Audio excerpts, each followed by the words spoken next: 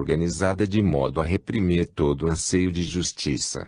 Cristo tinha o dever de reconhecer os direitos dos escravos, mas ao mesmo tempo devia aplacá-los, coisa que ele não podia fazer senão com a promessa de compensações celestes, cuja conquista não dependia de sua revolta, mas de sua paciência. Outra coisa, dada a sua imaturidade de seres subdesenvolvidos, não se podia então exigir. Eles eram absolutamente incapazes de fazer uma revolução construtiva, porque demasiadamente evoluídos para se colocarem no lugar dos seus patrões. Estamos observando como o pensamento da vida dirige tais fenômenos. Ela não conhece direitos a quem não tem as qualidades necessárias para sabê-los conquistar e depois usá-los bem. Isto só é possível hoje que as classes mais desprovidas alcançaram uma certa consciência e capacidade de organização. Os primitivos não sabem fazer outra coisa senão uma guerrilha que nada constrói e resolve. E esta teria sido apenas uma dispersão de energias, coisa que a vida não interessa. Assim, a palavra de Cristo foi um reconhecimento de direitos, mas não com o objetivo de fazê-lo valer, mas como exortação a suportar uma situação injusta. Se isto redundou também no implícito encorajamento aos opressores a persistirem em seus métodos, toda a culpa foi dos imaturos, aos quais certos direitos não podem ser concedidos. Pela lei do tudo ganho é justo que não possa gozar direitos que não os tenha merecido. Os primitivos têm necessidade de serem guiados e não podem comandar, porque o seu instinto é de rebaixar tudo ao seu nível. Para ter direitos é necessário ter conquistado o direito de ter direitos. Isso só pertence a quem é biologicamente útil, em sentido evolutivo, e é negado ao evoluído que tende a fazer retroceder em vez de avançar. A vida sustenta só quem serve aos seus fins. Então para os imaturos, não resta senão a resignação e a esperança, como propõe o Evangelho. Hoje estas virtudes de renúncia não servem mais e a elas se substituiu a do trabalho, virtude dinâmica e produtiva que implica no desenvolvimento da inteligência. Hoje não estamos mais na precedente fase de espera e de subterrânea maturação, mas numa fase de florescimento da vida que avança. Depois da fase de incubação da Idade Média chega-se agora à da realização. Já não se perde mais tempo a renunciar e a impor-se penitências, mas se trabalha e se produz, lançando as bases do bem-estar material sobre o qual se possa construir uma nova civilização. O Evangelho chegou a nós depois de ter atravessado os tenebrosos séculos da Idade Média, em que a vida estava reduzida como que uma forma de desespero, a ponto de ser concebida em sentido negativo, como uma expiação de culpas inatas, como uma prova a suportar em vista da verdadeira vida que era uma outra, depois da morte, no céu. E tanto bem que me espera que cada pena me adileta, dizia S. Francisco. Então, a forma mental dominante a respeito da vida não foi de fecunda atividade, mas de absenteísmo e de evasão, sonhando para além dessa, uma outra vida melhor na qual houvesse salvação. A respeito da riqueza, o próprio Evangelho tinha sugerido a atitude de renúncia. A vida hoje nos diz, trabalha. É verdade também que a vida atual não se pode valorizar senão vivendo em função de um seu futuro maior. Mas é pernicioso desvalorizar a vida terrena que tem a sua grande função construtiva também em sentido terreno. Pelo fato de se conceber a vida também neste sentido, se deve o progresso e a civilização, que são ótimos meios para conseguir, também no céu, um futuro melhor. Não se sabe como seja possível construir no céu uma humanidade de penitentes, que nada tenha sabido construir na terra. O Evangelho pareceria aconselhar-nos o desprendimento dos bens, propondo jogar fora as posses na terra e acumular outras no céu, abandonando-nos imprevidentes nas mãos de Deus. A esta voz responde a da vida com as suas prementes necessidades materiais que não admitem dilações, e com as suas severas sanções contra quem não observa a sua lei de luta pela sobrevivência. Cristo conhecia muito bem a realidade do mundo espiritual no qual ele vivia, dando a impressão de ter esquecido a realidade do mundo material na qual, no entanto, ao homem cumpre viver. Para Cristo o céu, estava próximo e atual, mas para o homem situado em outro nível evolutivo, aquele céu está longínquo e irreal. Para este resto fato da tremenda proximidade do mundo terrestre, mesmo que seja seu dever e seu bem procurar aproximar-se tanto quanto possível do mundo espiritual de Cristo. Cada um destes dois ambientes tem as suas leis e fazer descer o alto até embaixo é um emborcamento que pode produzir efeitos opostos aos desejados. O objetivo do desprendimento é o espiritualizar-se, mas isso pode terminar com um maior apego ao dinheiro. Só o rico pode permitir-se o luxo de se desinteressar dele, porque o possui em abundância. Se ele se torna pobre, eis que as necessidades da vida o assaltam, e o dinheiro, que primeiramente para ele significava o supérfluo, torna-se uma questão de vida ou de morte. Se, antes, tendo dele em demasia podia ficar desprendido, agora, tendo pouco, ele deve ser apegadíssimo se quiser sobreviver. A necessidade de conseguir sobreviver o exige. E lei econômica é aquela pela qual uma coisa vale tanto menos quanto dela possuímos, e vale tanto mais quanto menos dela dispomos. No primeiro caso o preço da mercadoria baixa, no segundo aumenta. É uma lei psicológica pela qual a privação aumenta o desejo e que a saciedade o extingue. Com efeito, a proibição que nos priva de uma coisa, a torna mais desejada.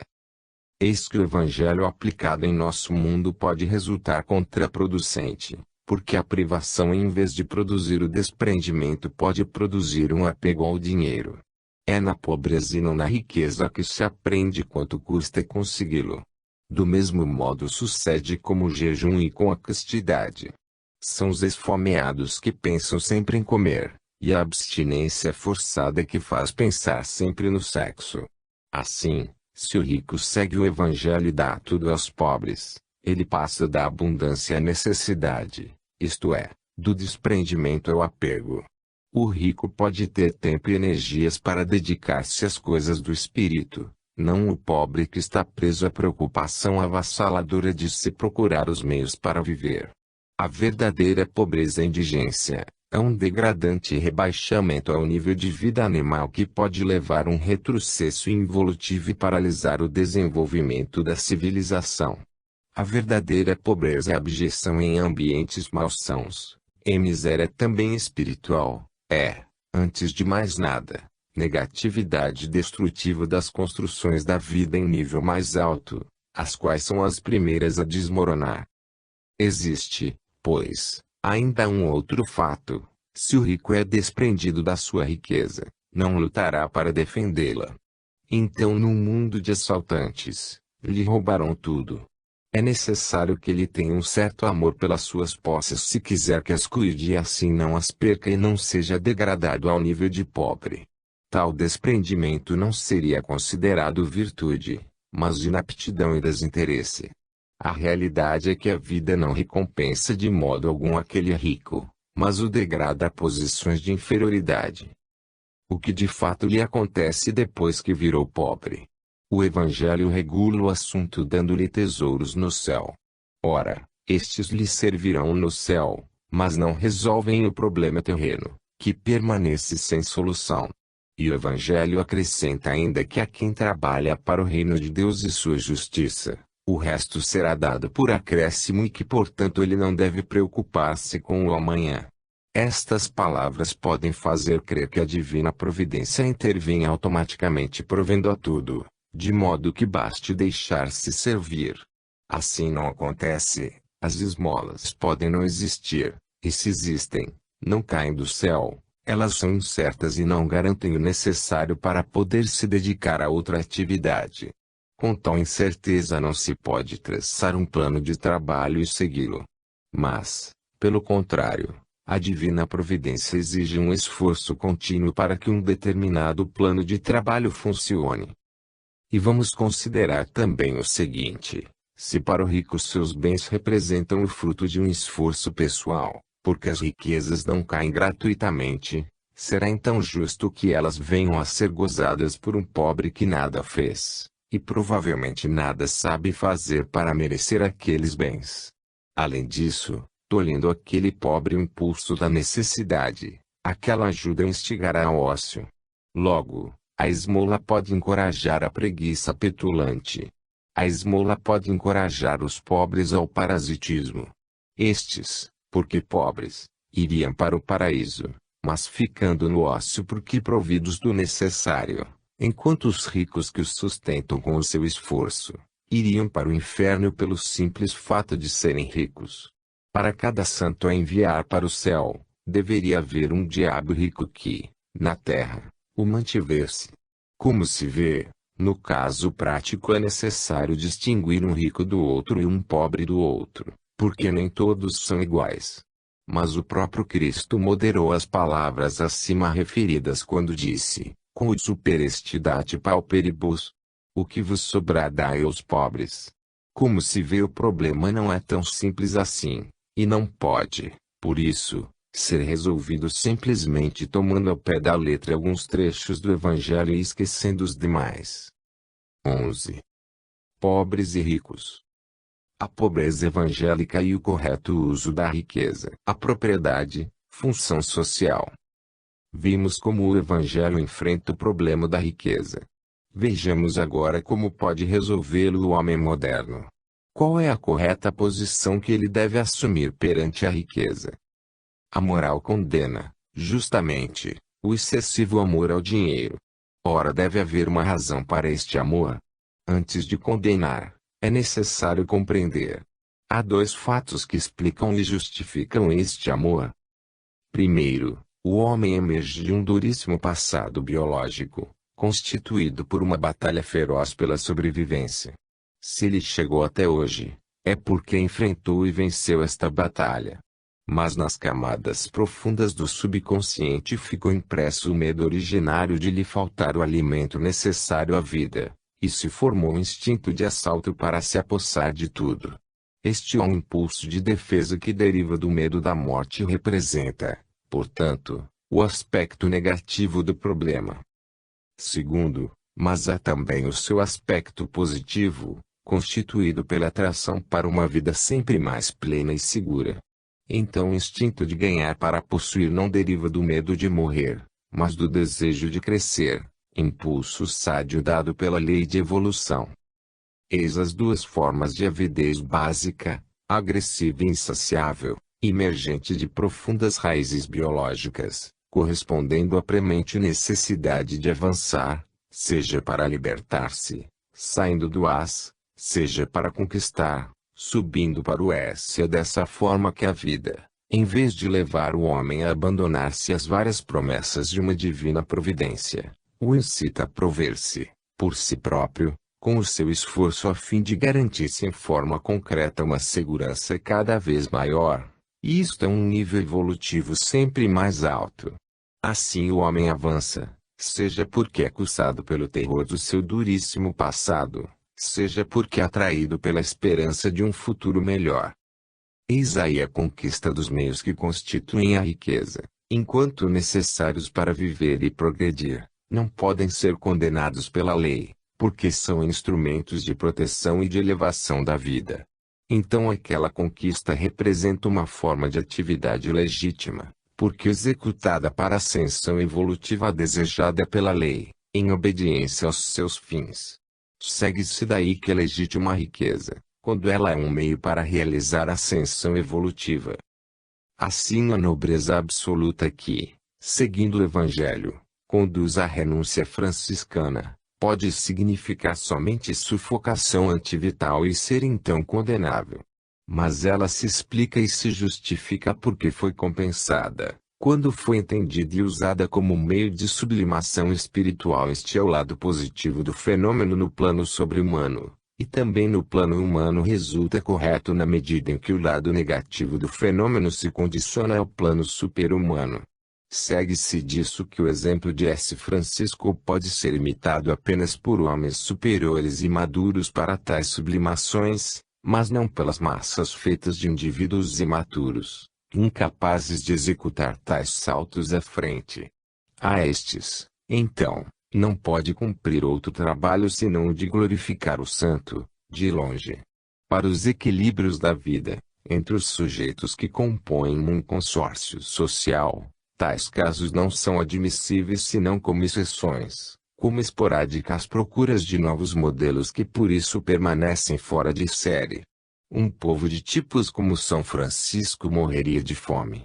Hoje um tal exemplo não seria sequer compreendido, porque não subsistem mais as condições sociais que então justificavam aquele exemplo.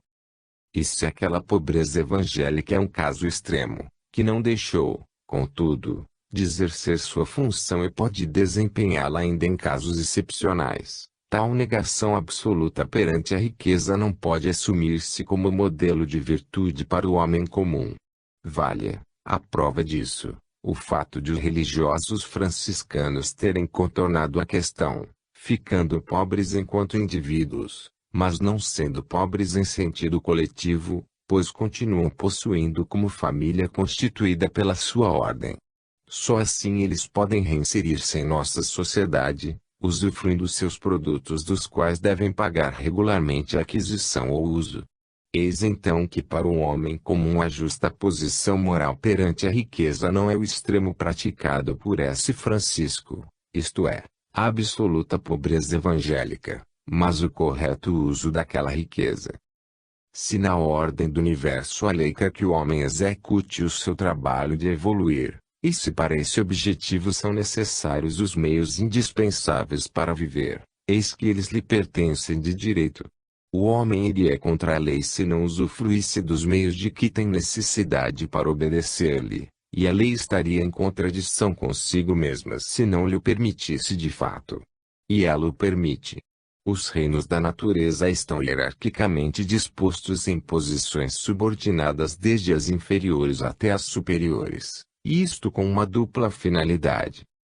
1. Fazer com que os inferiores se tornem úteis como meio de vida para os seres biologicamente mais avançados, colocados diante da evolução, para que estes a levem à frente. 2. Arrastarem para a frente, neste caminho evolutivo, os seres biologicamente mais atrasados, incluindo-os em sua própria ordem e ensinando-lhes, assim, a viver em função de uma organização mais elevada. Eis então que a virtude da renúncia, importante no plano espiritual, se pode contrapor com a razão, e com a finalidade outro tanto importante para o nível biológico humano, a virtude do correto uso dos bens da terra. Essa virtude pertence a um plano evolutivamente mais baixo, mas é mais acessível para as massas. Trata-se de um trabalho mais adequado ao seu grau de desenvolvimento, sendo essa a lição que cumpre aprender em tal nível. Quando o Evangelho vai contra os ricos, visa o abuso e não ao correto uso da riqueza, e essa condenação não atinge, pois, o preciso problema que estamos abordando neste momento. Isto não significa que o Evangelho deixe de ser verdadeiro e atual também hoje, toda vez que se verifiquem os excessos por ele contemplados. Mas isto não impede que o problema da riqueza possa ser colocado e resolvido diversamente em outros casos, de maneira que em vez de serem sumariamente condenados, sejam disciplinados por uma justa regulamentação do uso da riqueza. É necessário, pois, distinguir antes de proceder indiscriminadamente a uma condenação. Sem dúvida, a riqueza pode ser objeto de cobiça, fruto de fraude, de furtos legalizados, de opressão e exploração do fraco. A riqueza ilícita, ensanguentada, maldita, por isso venenosa, que é dano para a sociedade, porque é a história de um usurpador de bens. É certo que uma riqueza conexa a tais males é repelida como perniciosa. Mas é também verdade que a riqueza pode ser fruto de operosidade, disciplina, poupança, inteligência. Assim há também a riqueza lícita, honestamente ganha, benéfica e bendita, que é vantagem para a sociedade, porque produto não de extorsão mas de laboriosidade positiva. Eis então que uma riqueza deste outro tipo é aceita porque é útil à sociedade e à vida. Eis então que o valor da riqueza depende do uso que se faz dela. Por si só é uma entidade neutra, é apenas um meio que pode assumir valores diversos conforme o fim para o qual for usada. Também uma faca, conforme o uso, pode ser uma arma mortífera, embora de per si seja coisa inerte. E na intenção do homem, na vontade que dirige as suas ações, que estão o bem e o mal, a virtude e o defeito, o merecimento e a culpa, a verdade e o erro. Com o dinheiro se pode diminuir tanta miséria e evitar tanta desgraça, como através dele se podem cometer os piores delitos. Eis então que procurar melhorar as próprias condições econômicas mediante honesto trabalho é coisa lícita, porque sadia e benéfica, pois permite emergir do embrutecimento, da escravidão e das limitações que a pobreza impõe. Para fugir à inexorável condenação do Evangelho sem deixar de possuir, o mesmo há de ser interpretado no sentido que o ser rico não impeça permanecer como o pobre de espírito para o qual Cristo vaticina o reino dos céus. Pobre de espírito quer dizer permanecer mentalmente desprendido daquilo que se continua a possuir materialmente. Ora, um tal estado de alma constitui-se, contudo, num fato interior que por ser invisível e portanto incontrolável, bem pode permitir que alguém se finja de desprendido a ponto de fazer-se de pobre de espírito, sem o ser verdadeiramente e sem renunciar a nada na realidade. Há no entanto a lei para a qual o que tem valor são os fatos e não as palavras, a substância e não as aparências e em virtude da qual a hipocrisia não impede que tais erros se paguem. A vida dá, pois, ao homem o direito de ter, mas este direito é condicionado pelo cumprimento dos fins da lei. Em virtude desta, torna-se, portanto, ilícita toda a posse da qual não se faça bom uso. A lei quer a propriedade, mas disciplinada, ou seja, só a legítima do administrador responsável que dê prova de sabedoria.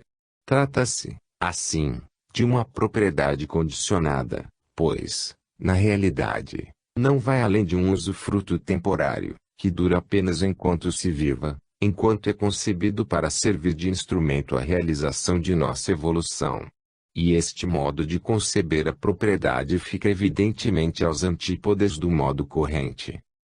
A vida não quer a propriedade monopolizante, exploração do próximo, mas uma propriedade função social para o bem coletivo.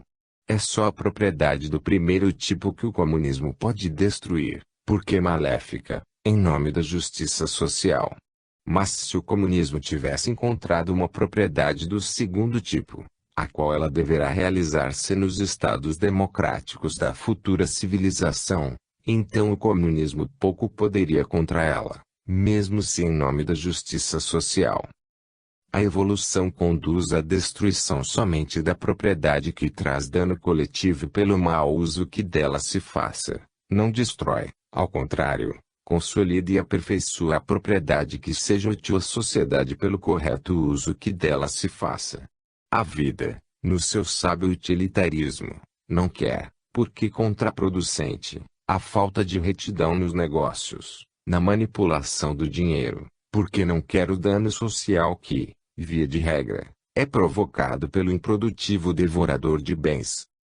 É por isso que, até nos países capitalistas, quanto mais se evolui, tanto mais o ilimitado direito de propriedade sofre restrições em favor dos interesses da coletividade. Sucede então que a ostentação de um luxo exagerado provoca reações, quando ao lado disso se vê a miséria que impera, fonte de muitos sofrimentos.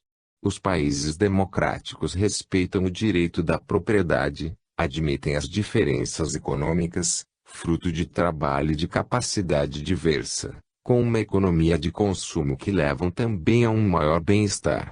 Mas os mesmos países, quanto mais se civilizam, tanto mais são levados a proteger-se para que o dinheiro seja bem gasto, tanto pelo indivíduo como pela coletividade, porque cada desperdício acaba por tornar-se uma pedra coletiva a ser compensada com o maior trabalho de todos.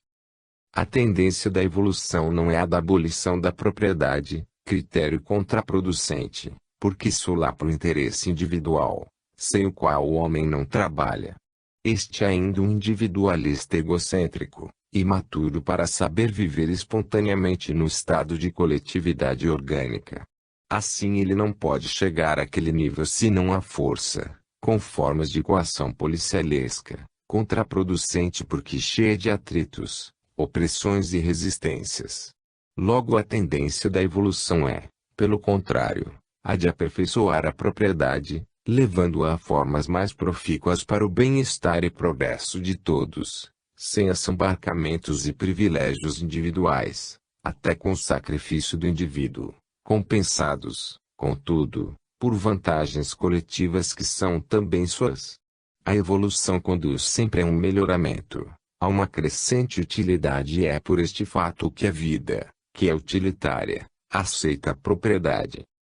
O comunismo quis antecipar demasiadamente os tempos presumindo no indivíduo uma maturidade que não existe, uma consciência coletiva que o torne apto a viver no estado orgânico, uma consciência ainda a conquistar, da qual se está ainda longe. Eis então que o comunismo pode cumprir uma função útil à vida, enquanto sob forma de imposição ou de coação, serve de escola que ensina a viver em forma coletiva e enquanto com antecipação de um futuro hoje utópico, pode servir para lançar no mundo democrático ideias de justiça social que neste eram desconhecidas. Assim a evolução utiliza também o comunismo para nos avizinhar das suas notas mais remotas, que não são nem as dele nem as do capitalismo, a não abolição da propriedade e a não ilimitada liberdade, mas conservação e disciplinamento daquela propriedade. Tende-se, assim, ao caso limite no qual o proprietário não é senão o administrador dos bens que possui, responsável pela sua gestão perante a coletividade. Chega-se deste modo ao conceito de uma propriedade que não é mais mero direito individual, mas função social sem que com isso essa propriedade seja abolida como no comunismo, saindo das mãos do indivíduo que a possui. Então o direito de propriedade é correto como princípio de responsabilidade, pelo qual aquele direito permanece, porém disciplinado por uma responsabilidade tanto maior quanto maior é a propriedade.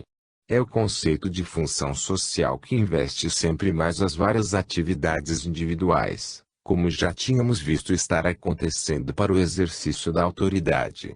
Chegar-se-á, assim, a confiar a suprema direção de nossa vida não mais apenas, como hoje acontece, aos valores econômicos, mas também aos valores morais.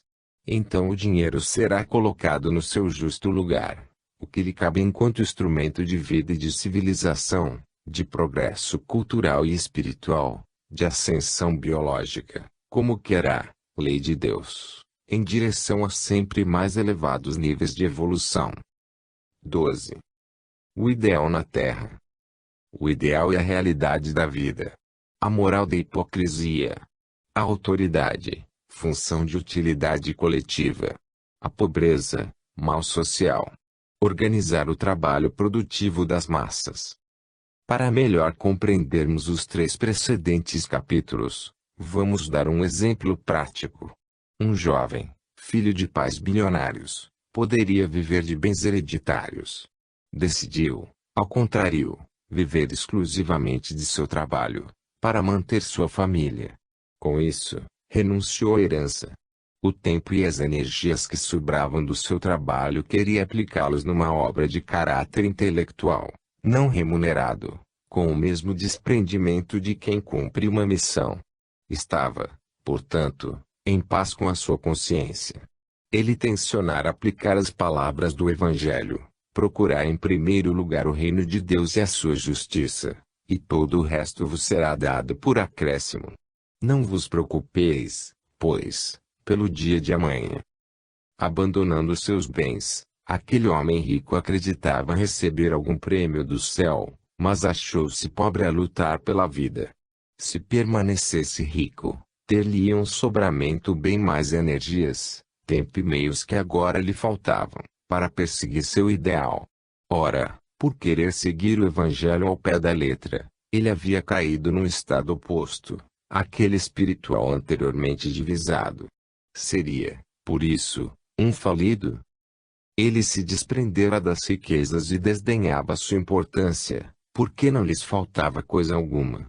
Todavia, com a experiência da pobreza, fui aprendendo a utilidade do dinheiro. A vida não nos quer ignorantes de nenhum de seus aspectos, até os considerados inferiores. Este conhecimento é necessário também para quem queira subir espiritualmente, que não pode alcançar os degraus mais elevados, pulando-os de baixo, mas percorrendo-os todos. O céu não pode constituir-se de ingênuos, ignoros da realidade, mas sim, de indivíduos que percorrem toda a estrada conduzindo-os até lá, tendo superado todas as dificuldades que nela se encontram. Na Terra, o idealista, enquanto contempla e sonha, não pode perder de vista as imperativas necessidades da vida, as quais deve prover como todos. Em suma, viver o Evangelho não pode ser nenhuma fácil aventura.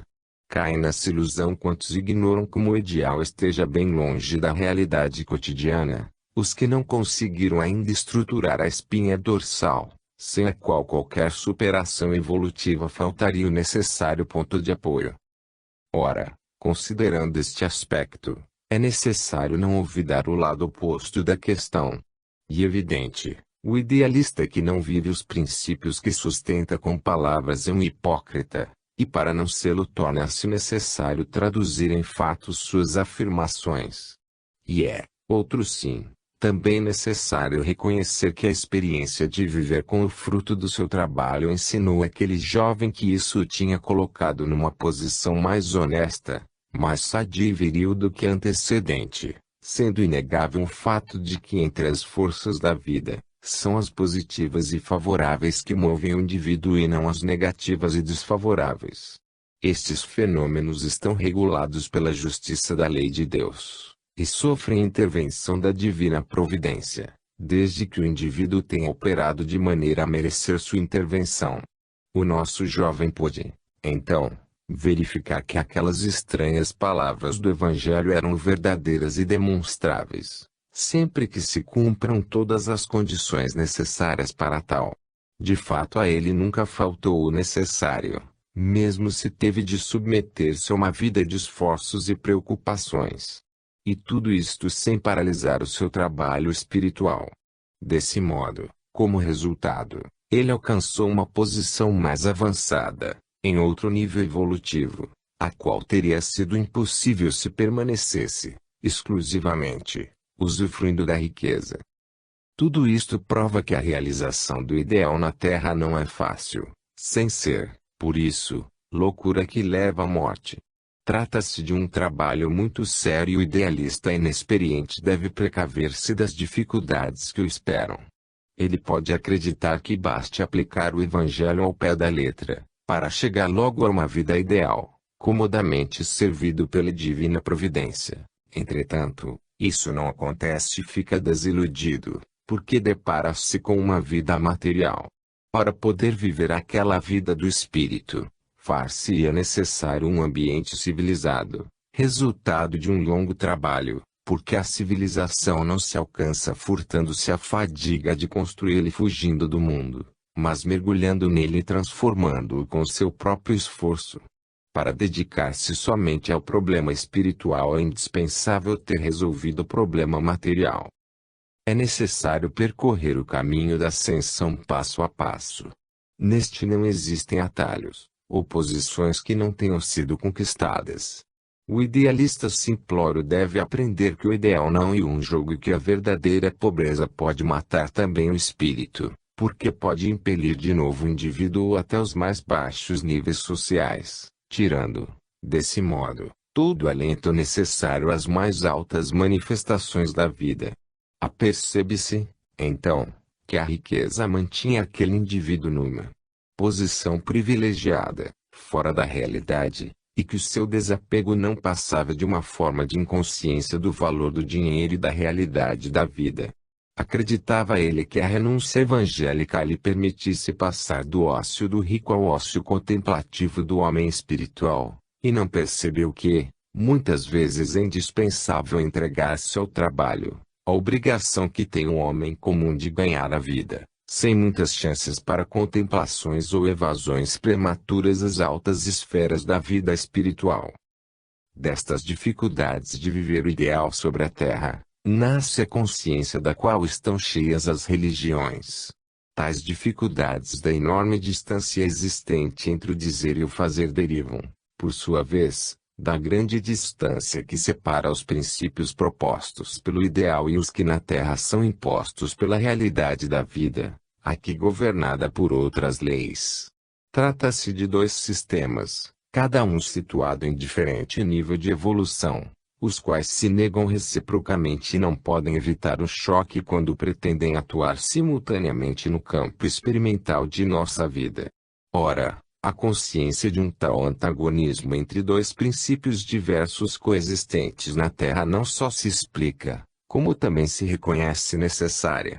Trata-se, com efeito, de duas posições extremas do mesmo fenômeno evolutivo que estamos vivendo, a mais atrasada de um lado e a mais avançada do outro. Neste trajeto o homem está a caminho, isto é, um processo de transformação, que vai de uma posição de grau inferior a outra superior. Ele é forçado a viver no inevitável conflito entre dois extremos, contemporaneamente, entre os quais se encontra, o que está embaixo, por princípio de inércia, conserva o passado, e o que está no alto, por princípio de movimento ascensional, vai em direção ao futuro. Situado nesta posição conflitante, o homem instintivamente resolveu o problema pela via da menor resistência, a da hipocrisia, dado que ela é culpa ao nível do ideal, não, porém, ao nível utilitário das leis da vida do dia a dia. Lá onde aquilo que é velho não quer morrer e, se resiste, é ainda por uma razão de prudência e defesa, que desaconselha as aventuras em zonas da vida não exploradas. Lá onde o novo não se consolidou ainda porque está nascendo sob forma de tentativas, é incerto porque não comprovado pela experiência, lá onde tudo isto se verifica, o homem procurou uma pacífica via de convivência entre as duas opostas exigências, deixando a cada uma o máximo possível de satisfação.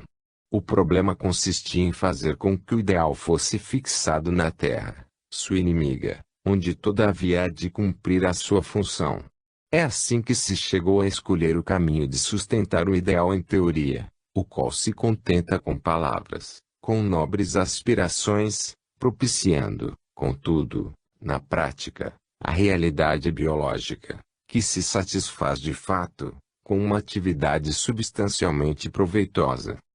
Com tal método, que parece contraditório e hipócrita, são satisfeitas da melhor maneira as duas opostas aspirações, o que redunda, nas reais circunstâncias, no melhor resultado possível.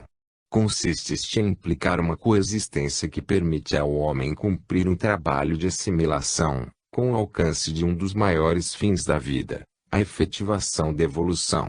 Nada de melhor se poderia desejar e obter. Enquanto o homem finge perseguir o ideal, embora sem conseguir vivê-lo de verdade, ele o fixa na mente, o interioriza no espírito, executando, assim, aquele primeiro trabalho de maturação interior que é necessário para chegar à última fase, que é a da efetiva realização do ideal. Com este jogo entre aparência e substância, ele vai se infiltrando progressivamente na realidade biológica até que se enxerte no seio desta e a ela se substitua, transferindo, desse modo, a vida para um plano mais alto. Dessa forma, a vida pode orientar seu percurso evolutivo mediante a escolha de uma meta. Isto não é traição nem rejeição do ideal, pois este é assimilado por graus, não havendo, aliás, outro caminho mais apropriado segundo a lei da vida. Se, ao contrário, o mesmo ideal fosse assumido de vez em toda sua plenitude, só poderia funcionar como negação da vida, como ela é, no seu atual nível humano, com efeitos contrários à própria lei evolutiva. Por isso não devemos escandalizar-nos se os cristãos, a Igreja incluída, não aplicam o Evangelho ao pé da letra. Este, com efeito, se refere aos maus ricos que fazem mau uso de sua riqueza. E se no passado houve abusos, É porque nada melhor se podia pretender de uma humanidade de baixo nível moral, entregue a um contínuo estado de luta e que, para sobreviver, deveria dispor de uma consciência muito elástica.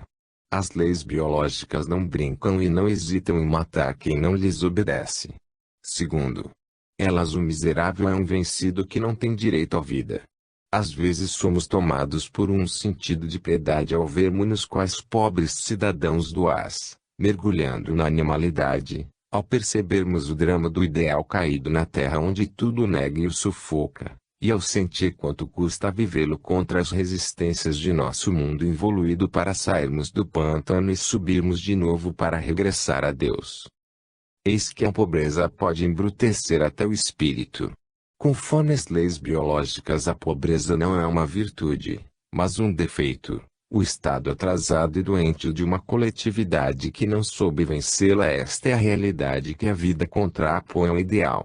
A pobreza é a miséria que conduz para baixo, enquanto a riqueza pode ser base de civilização. Assim, o voto que devemos formular para o bem da sociedade não é o da pobreza, fomentadora do parasitismo, mas a realização de trabalho produtivo, o único que ajuda a progredir. A pobreza pode ser uma desgraça que merece ajuda, mas pode também ser o produto de ineptidão, preguiça ou má vontade, uma posição merecida de quem se recusa à fadiga da luta pela vida. O mundo moderno muda completamente de atitude perante o problema da pobreza. Não tendo sabido resolvê-la no passado, o homem se tinha adaptado a considerá-la como uma fatalidade. O Evangelho chegou ao extremo de propô-la como uma virtude. Com tais interpretações disfarçava-se o mal, evitando, assim, de encará-lo.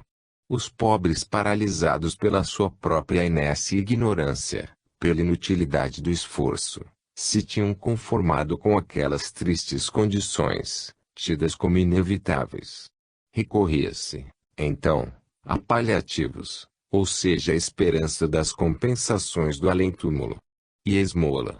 Esta não resolve, porque deixa o pobre na sua miséria, enquanto aplaca a consciência do rico, consentindo-lhe a continuar gozando de suas riquezas e até fazer-se de benfeitor. Para manter este estado de coisas também o Evangelho contribuiu, e esta é uma das razões de sua aceitação no passado. Que coisa melhor do que uma religião que contenta os pobres apenas com promessas de justiça numa outra vida? O problema estava assim resolvido, podendo os ricos preservar seus privilégios além da fama de pessoas piedosas e de homens de bem. Que esplêndida solução! O mal não é eliminado, mas conquanto não cause aborrecimento, tudo vai bem. Hoje tudo está mudando porque a vida se fundamenta sobre outros princípios. Outrora, as diretrizes sociais eram determinadas pelo indivíduo vencedor da luta, o qual as estabelecia em função do próprio interesse. O indivíduo que conseguira subir, vencendo seus rivais, exercia seu domínio sobre todos, que, por serem menos fortes, não tinham outra chance senão obedecer. Por isso vigorava o princípio de autoridade que espremia tal método de vida. Era o triunfo do individualismo. A sociedade era organizada hierarquicamente, conforme o princípio do comando e da obediência. Quem comandava não devia prestar contas senão aos seus superiores e tinha sempre razão perante os seus inferiores. E, ainda hoje, subsiste tal mentalidade entre os indivíduos menos evoluídos. Diverso é, porém, o princípio que hoje começa a prevalecer. Toda autoridade, todo poder, e também o poder econômico do rico, não é mais um direito conquistado pelo indivíduo, com a violência imposta aos vencidos, mas é uma função social outorgada pela coletividade, que lhe delegou. É, pois, um encargo que lhe pode ser retirado desde que ele se mostre incapaz de cumprir aquela sua função. Assim, ao princípio individualista e egocêntrico substitui-se o coletivista da cooperação. Trata-se ainda de um utilitarismo não mais individual, mas da sociedade, pelo qual não se destrói, mas se potencializa o próprio utilitarismo do indivíduo. Isto sucede porque aquela sociedade passa do estado mais ou menos caótico do passado a um estado orgânico, em que cada elemento deixa de lutar contra os outros, juntando seus esforços ao deles para a maior vantagem de todos. Então até o trabalho se torna uma função social, uma atividade de interesse coletivo e não mais de tipo exclusivista ou separatista. Com isto o próprio indivíduo acaba ganhando, porque é compensado em seu sacrifício pelos outros, com o sacrifício dos outros em seu favor. Trata-se portanto de um método nada antivital, aliás, altamente vantajoso para todos. Por isso, logo assimilado pela vida, quando dá prova de saber compreender que o maior poder é o maior alcance de seus esforços desde que sejam coordenados com os de todos os outros. Também com tal método chega-se a uma hierarquia, a qual, porém, não se baseia em nenhuma coação, mas na coordenação livremente aceita por todos dada a sua utilidade coletiva. Assim sendo, na coletividade não é admitido quem não cumpre a função que lhe compete e é expulso quem diz ser o que não é e desfazer o que não faz. Há uma ação de rejeição por parte do organismo social, contra os elementos para ele inúteis ou danosos. Então cai o tradicional sistema da hipocrisia, caem as máscaras, porque o fingimento não tarda a produzir posições falsas que pesam sobre a coletividade que portanto as rejeita. Nasce assim uma nova moral, consistente em não cometer aquele pecado social de prejudicar o próximo. Num tal regime o pobre não é um estranho ignorado que basta manter quieto e longe, pois é um componente daquele organismo social que pertence a cada um, porque cada um é parte integrante dele. Segundo a velha psicologia, o que era da coletividade era de todos, e por isso reputava-se como não pertencente a ninguém. Desse modo, não podia haver interesse em defendê-lo. Com a nova psicologia, o que é da coletividade é de cada um, portanto também constitui um bem meu porque eu sou parte dela. Interessando a todos defendê-la. Eis, então, porque hoje a pobreza não é mais um fato particular mas um mal social que toca a todos, um mal da coletividade, merecedor de sérios cuidados. Não é possível ser individualmente rico num país de pobres. Logo, a pobreza hoje é um defeito dos povos e não virtude, sendo indispensável que se lute para eliminar este defeito. Ora, em vez de consolações de além-túmulo e vãs esmolas ou semelhantes anestésicos, hoje se organizam as massas educando-as ao trabalho produtivo que lhes proporciona a independência econômica e as torna autossuficientes por elevar o seu nível de vida ou, quando isto não seja possível, recorrendo ao meio extremo da esterilização ou pelo menos do controle da natalidade, para que a lepra da miséria não prolifere expandindo-se sem fim. Diz um provérbio chinês: se quiseres ajudar um homem, não lhe ofereças um peixe, mas ensina-o a pescar. Eis os dois métodos, o da beneficência e o do trabalho para todos. Mas no passado o trabalho era obrigação de servos, faltando uma mais eficiente tecnologia de organização econômica, um adequado desenvolvimento mental capaz de elevar ao rendimento atual. O problema não se resolve com o abaixamento geral dos ricos para igualá-los ao nível dos pobres, mas com uma elevação geral da produção e do nível de vida, levando este último, também para os pobres, à altura dos ricos. Hoje o problema dos pobres torna-se gigantesco porque não é mais o de poucos miseráveis à espera de esmolas, mas é o de povos inteiros, desfaimados que, eliminadas as epidemias, se reproduzem com velocidade vertiginosa. Hoje não há classe social pobre que assalta a rica dentro de uma nação, mas há uma classe de povos pobres que constitui uma ameaça crescente para os povos ricos, detentores da civilização. Esta parte possui as armas, a cultura, os meios econômicos, a organização social. A outra parte avança como maciça multidão demográfica em rápido aumento, disposta, para sobreviver, a abaixar o nível de vida de todos, pouco se importando com a civilização. Compete aos povos mais civilizados controlar este aumento antes que o mesmo se torne insuportável para os recursos do planeta. Cumpre-lhes, assim, regular e canalizar tais manifestações para o trabalho produtivo. As nações mais avançadas deverão exercer esta função social que lhes compete e que a história já lhes impõe com a difusão das novas ideias de solidariedade entre os povos, outrora desconhecidas. A humanidade se encaminha para a meta de uma solução pacífica dos conflitos em forma mais inteligente e civilizada. Não é empobrecendo os ricos que se podem enriquecer os pobres, mas fazendo dos pobres produtores de riqueza para sua própria vantagem. É necessário substituir ao velho método da substituição de classes, que nada resolve, o método da colaboração entre as classes, com o dever das que mais possuem de fomentarem a elevação, em todos os sentidos, das classes mais pobres e menos evoluídas. 13. A origem da justiça social. A solução do problema econômico. Trabalho-função social.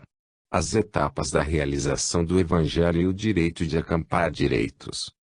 Com o afirmar-se dos princípios acima referidos, nasce um novo regime de vida no qual não há mais lugar para o rico ocioso, explorador do trabalho dos outros, porque é admitido apenas o rico que cumpre uma função econômica complementar à do pobre. Isto é natural numa sociedade que chegou ao seu estado orgânico baseado, não na luta, mas na cooperação. Nesta sociedade também o rico terá o seu legítimo lugar por exercer nela funções fundamentais baseadas numa real competência com tarefas diretivas, criadoras de progresso em cada campo, elevando assim o nível de vida deste mesmo consórcio social. O regime de luta de todos contra todos absorvia no passado todas as energias e todo o interesse humano, de modo que não restava margem para poder levar na devida consideração o valor produtivo do trabalho. A solução do problema econômico não se pode obter como o velho sistema da guerra entre ricos e pobres, e sim com o de canalizar todas as energias em direção a um trabalho produtivo, fonte de efetivo bem-estar geral. É esta posição sadia que se harmoniza com as mais importantes leis da vida, sobretudo com a da justiça social, que acabamos de considerar. Somente hoje é, assim, possível se chegar à referida solução do problema econômico. O Evangelho não o podia resolver, porque naquela época o trabalho era tido como uma condenação digna de um escravo, e não um meio de produção. Aquele trabalho, pois, não podia servir como meio para elevar o nível de vida do pobre, sendo insuficiente o recurso à esmola ou à beneficência para solucionar este problema. Este é um meio que não passa de um paliativo para suavizar a inimizade entre rico e pobre e tornar menos difícil sua convivência. Permanece de pé desagrado do pobre pela sua miséria e do rico que o deve sustentar. O pobre, assim, fica pobre e o rico carrega nas costas um parasita improdutivo, socialmente negativo. Hoje pode-se pôr o problema de um modo mais congruente. Em vez de se gastar energias preciosas para se disputar os bens existentes, deverão ser as mesmas empregadas para a produção. Pode-se, dessa forma, alcançar uma maior abundância, mesmo se não igualmente distribuídas, quando, como consequência de uma maior produção, a maior riqueza para todos, porque juntamente com a miséria do pobre é eliminada a sua agressividade contra o rico e reduzido o peso do seu parasitismo social. Só com o trabalho se pode liberar o pobre da escravidão de mendigar e o rico do descalabro de só consumir sem nada produzir. O trabalho é o novo e único sistema para resolver o problema econômico e substituição dos outros sistemas como a escravidão e a beneficência. Só assim poderá o pobre adquirir a dignidade do ser humano e ao mesmo tempo, sua independência econômica. Evita-se deste modo o ócio que é um mal para todos, porque se ele arruína o rico, arruína também o pobre que se faz manter, ficando ambos igualmente parasitas. Não há dúvida, pois, de que uma riqueza subtraída do rico e subdividida entre muitos pobres não enriquece ninguém, deixando todos na miséria em que, também, o rico fica empobrecido. A vida exige um incessante reabastecimento que só pode ser proporcionado por uma contínua produção e não por uma reserva que rapidamente se esgota. A sociedade necessita de homens livres e responsáveis, ativos e autossuficientes, protegidos por todas as previdências sociais e não de homens mantidos vitaliciamente. Por isso não é tanto pela distribuição da riqueza existente, insuficiente para todos, mas pela produção, de modo que resolva o problema de todos. Eis que o problema fundamental é o mesmo, exigindo igual solução, tanto para o capitalismo como para o comunismo, por se tratar de uma lei econômica, superior a toda e qualquer distinção partidária. Razão pela qual ao esforço da luta deverá substituir-se um trabalho mais pacífico e produtivo, o qual representa efetivo progresso em direção a uma civilização mais avançada. Abre-se assim o caminho para a conquista dos direitos do pobre. De forma que, se, numa primeira fase deste fenômeno só o patrão tem todos os direitos sobre o escravo que não tem nenhum, numa segunda fase é o patrão que concede ao pobre o direito de ser beneficiado e este, por sua vez, o conquista com o beneplácito do patrão. Numa terceira fase o pobre, com o seu trabalho adquire o direito à sua recompensa e trata o patrão de igual para igual. Numa quarta fase a técnica tornará sempre menos pesado e mais fecundo o trabalho do pobre, que se elevará a um nível de vida cada vez mais alto, não só na esfera econômica, mas também naquela cultural e espiritual. O pobre poderá ter todos estes direitos porque terá primeiro cumprido o correspondente dever de trabalhar e produzir. Nem poderá queixar-se porque, ao lado dele e como ele, também o rico trabalha e produz. Assim a injustiça do parasitismo em ambos os casos é eliminada. Quando dizemos dever de trabalho produtivo para a coletividade, não entendemos apenas o dever do pobre, mas também o do rico, mesmo se num diverso campo de especialização, como é necessário numa sábia distribuição do trabalho. Cada um, para adquirir o direito de pertencer à coletividade, deve oferecer sua contribuição pessoal, isto é, cada um deve colaborar no campo da sua competência específica.